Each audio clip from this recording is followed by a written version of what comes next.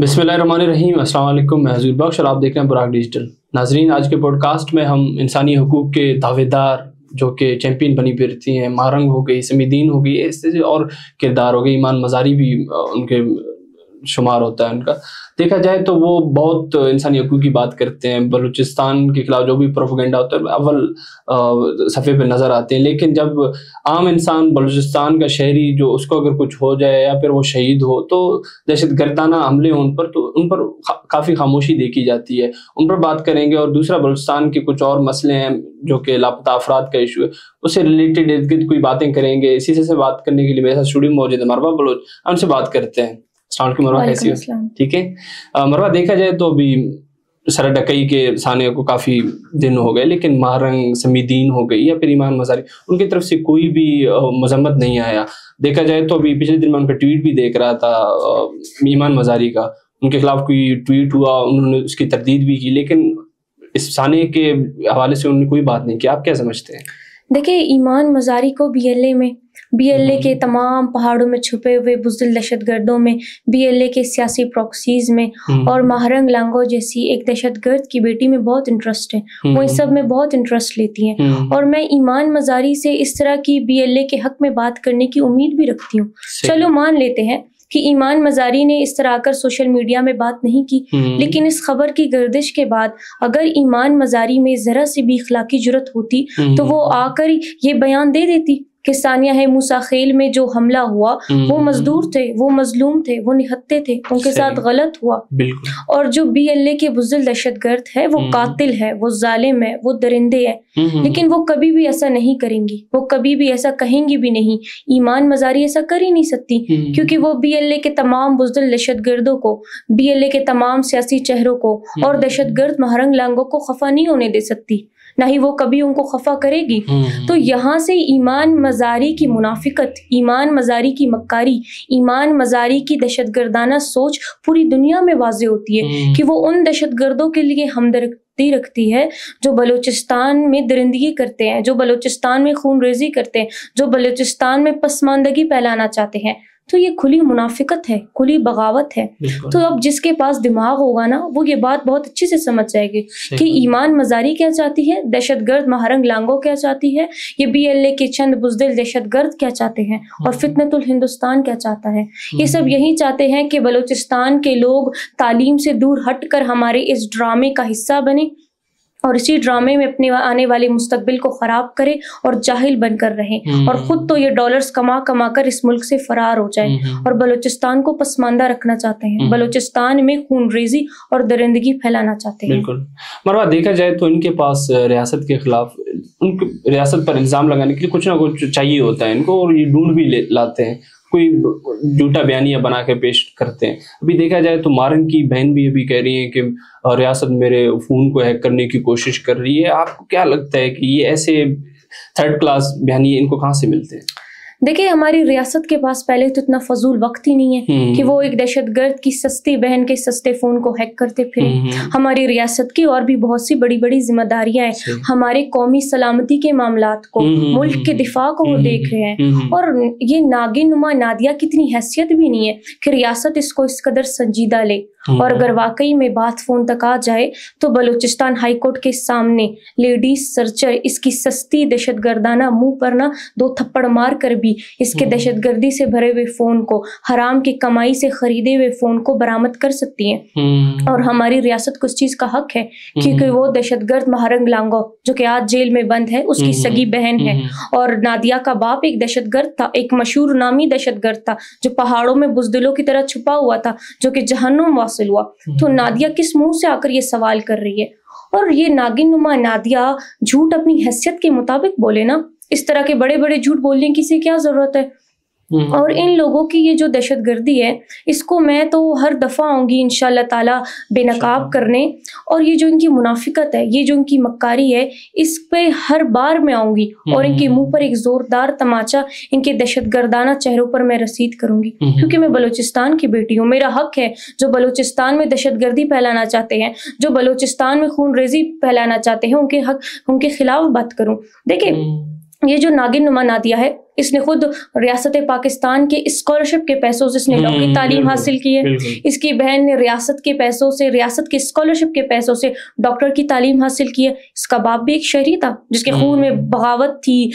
اس کا خون اس قدر گندا تھا جو اتنی جلدی بک گیا اور پہاڑوں میں چلا گیا, جو اب جہنم واصل ہے. تو یہ خود ریاست کے اسکالرشپ سے تعلیم حاصل کرے, بڑی بڑی ڈگریاں حاصل کرے اور بعد میں چند ڈالر کے لیے بک جائے. اور بلوچستان کی بیٹیوں کو یہ جاہل رکھنا چاہتے ہیں. بلوچستان کی بیٹیوں کو دنیا سے, ملک سے پیچھے ہٹنا چاہتے ہیں. یہ چاہتے ہیں کہ بلوچستان کی بیٹیاں پیچھے رہے, بلوچستان کی بیٹیاں سڑکوں پر رولے, ان کے ڈراموں کا حصہ بنے اور خود یہ چند ڈالر کے لیے بک بھی جائے اور بلوچستان کی بیٹیوں کو رسوا بھی کرے. یہ ان کی سوچ ہے, یہ ان کی گھنونی سوچ ہے جس کو ہم سوچ بن کر ہی رہنے دیں گے, جو دفن ہو جائیں گے ان کے ساتھ ہی. بلوچستان کی بیٹیاں اپنے آنے والے مستقبل کو دیکھیں گے, اپنے آنے والے کل کو دیکھیں گے, اپنے ملک کے لیے کچھ کریں گے. ان کے ڈراموں کا مزید حصہ نہیں رہیں گے. بلوچ قوم اتنی بیوقوف نہیں ہے جو ایک دہشت گرد کی بہن کے اس دہشت گردانہ الفاظ میں ان کا ساتھ دے گی یا اس پر یقین کرے گا. تو نادیہ کو چاہیے ذرا جھوٹ سوچ سمجھ کے بولے, اتنا پھینکے جتنا وہ سنبھال بھی سکے. ابھی پچھلے دن ہی مہرنگ اور ایمان مزاری کے حق میں جو بھی آرٹیکل شائع کرنے والے کچھ اکاؤنٹس ہیں, انہوں نے شہید سراج رئیسیانی جو کہ بڑا سپوت تھا پاکستان کا اور بلوچستان محب وطن پاکستانی تھا, اس کی شہادت پہ بھی کافی پروپیگنڈا کیا. آپ کو کیا لگتا ہے کہ اس حد تک کیوں گر گئے کہ بلوچستان کے ایک شہید پر بھی وہ اتنی گندی سیاست کر رہے ہیں؟ دیکھیں, شہید وطن میر سراج رئیسانی اس قوم کے, بلوچستان کے مٹی کے, بلوچستان کے فضاؤں کے رہبر اور ہیرو ہیں اور تا قیامت رہیں گے. انہوں نے ہماری آگے آنے والی نسلوں کے لیے اپنے معصوم بیٹے کی قربانی دی. انہوں نے ہماری یکجہتی کے لیے, بلوچ قوم کی سلامتی کے لیے, اس ملک کے لیے وہ شہید ہوئے. تو فتنت الہندوستان کی نہ اتنی اوقات ہے نہ اتنی حیثیت ہے کہ وہ شہید میر سراج رئیسانی کا نام بھی لے. اگر آج وہ ہمارے درمیان ہوتے تو یہ جو مہرنگ کے 4 منہ عورتوں کی طرح لپیٹے ہوئے آدمی ہیں جو اس کے دہشت گرد ہے, جو بلوچستان میں دندناتے پھر رہے ہیں, وہ اس طرح پھر نہیں ہو رہے ہوتے. ان کی نسلوں تک کو یاد کرا لیتے. دیکھیں, میر سراج رئیسانی ایک شیر تھے بلوچستان کے, اور ان جو BLA اور BLF کے بزدل دہشت گرد ہیں, ان کو بہت اچھے سے یاد ہے ان کا پاسٹ, کہ کس طرح ہم اس ڈر سے, ان کے ڈر سے ہم لوگ پہاڑوں میں چھپے ہوئے تھے اور کس طرح وہاں سے بھی ہم گھسیٹے گئے, کس طرح دہشت گرد مہرنگ لانگو کے پروپوگنڈا, اس کا ڈرامہ محدود ہو گیا تھا, کس طرح بلوچستان میں امن قائم ہوا تھا, کس طرح ان دہشت گردوں کا خاتمہ ہوا تھا, اور یہ کس طرح ڈرے ہوئے اور سہمے ہوئے بزدل کتوں کی طرح چھپے ہوئے تھے. تو ذرا اپنے ماضی کو یاد کر کے یہ بات کریں. آج میں بلوچستان کی بیٹی عہد کرتی ہوں کہ میر سراج شہید رئیسانی کے اس پیغام کو, اس مقصد کو ہم آگے لے کر جائیں گے. ان کا مشن ہمارا مشن ہے اور ہم اسی جذبے کی طرح رہیں گے اور ہم پاکستان پر اسی طرح قربان ہوں گے. دیکھیں, پاکستان ہمارا ملک ہے, ہماری سرزمین ہے. بلوچستان پاکستان کا حصہ ہے. جو چند ڈرامے باز ہے, چند سیاسی چہرے ہیں, یہ کچھ بھی بول دے, یہ حقیقت کو نہیں چھپا سکتے, نہ ہی حقیقت کو یہ ختم کر سکتے ہیں. پاکستان اور بلوچستان کی جو فضائیں ہیں, جو صاف فضا میں ہم سانس لے رہے ہیں, وہ ہمارا ہی ملک ہے. ہم اپنے ملک کے لیے قربانی بھی دیں گے, اپنے ملک کا ساتھ بھی دیں گے. یہ چند دہشت گردوں کی وجہ سے کبھی بھی حقیقت نہیں چھپ سکتی. اور سبیہ بلوچ جیسے کردار جو کہ جو نہتے مزدور تھے, ان کو ایسے ایک ایجنٹ بنا کے پیش کرنے کی کوشش کر رہے ہیں. کیا آپ کو نہیں لگتا ان حرکتوں سے اپنی جو ان کا بھائی ہے دہشت گرد شامل, ان کی پشت پناہی کر رہے ہیں؟ اور دیکھا جائے تو ابھی تک ان کو چاہیے تھا کہ اگر واقعی وہ انسانی حقوق کی بات کریں تو ابھی تک ان کو اپنے بھائی کو بھی, جو زہری کے پہاڑوں میں چھپی ہوئے دہشت گردی کر رہے ہیں, ان کو دہشت گرد تسلیم کرنا چاہیے تھا یا BLA کا ایجنٹ تسلیم کرنا چاہیے تھا. آپ کیا سمجھتے ہیں اس کو؟ دیکھیں, آج اللہ کی شان ہے کہ وہ بگوڑی, وہ مسرور, وہ بزدل سبیہ آج پاکستان کے ایجنسی کے خلاف بات کر رہی ہے. اگر اس میں ذرا سے بھی اخلاقی جرت ہوتی تو وہ آ کے ملک کے قانون کا سامنا کرتی, وہ بلوچستان کے بلوچوں کا سامنا کرتی. وہ اس طرح بزدلوں کی طرح چھپ کر, بیس بدل کر ایسی ضلالت اور رسوائی سے بھری ہوئی زندگی نہیں جی رہی ہوتی. وہ آ کے ہمارا سامنا کرتے, قانون کا سامنا کرتی. اور سبیہ بی بی جو شہید ہوئے نہتے مزدور تھے, وہ مسافر تھے, وہ ایجنسی کے اہلکار نہیں تھے. ایجنسی والے اس طرح عام شہری کی طرح سفر نہیں کرتے. اور سبیہ تو شکر ادا کرے کہ ایجنسی نے ابھی تک اسے معاف کر دیا ہے, اس کا اتنا لحاظ کیا ہے, ورنہ اس کا منہ تو توڑنے کے قابل ہے. بلکہ اس کا منہ تو اس دن توڑنا چاہیے تھا جس دن پہلی دفعہ اس نے اپنے دہشت گردانہ پلان کا آغاز کیا. اس نے پہلی دفعہ اپنی دہشت گردانہ آواز کو پاکستان میں بڑھاوا دینے کی کوشش کی. یہ تو شکر ادا کرے نا کہ اس کا منہ بھی تک سلامت ہے اور یہ سلامت منہ کے ساتھ پھر رہی ہے.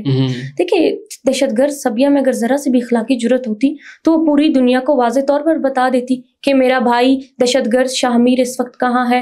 اور جب دہشت گرد شاہ میر کا پہلا دہشت گردانہ کارروائی ناکام ہوا اور وہ قانون کے ہاتھ آیا، پھر کس طرح دہشت گرد صبیہ نے اور اس کے باپ نے جا کر لوگوں کی منتیں کر کر کے اسے چھڑوایا، پھر اسے پہاڑوں پر فرار کرایا بزدلوں کی طرح.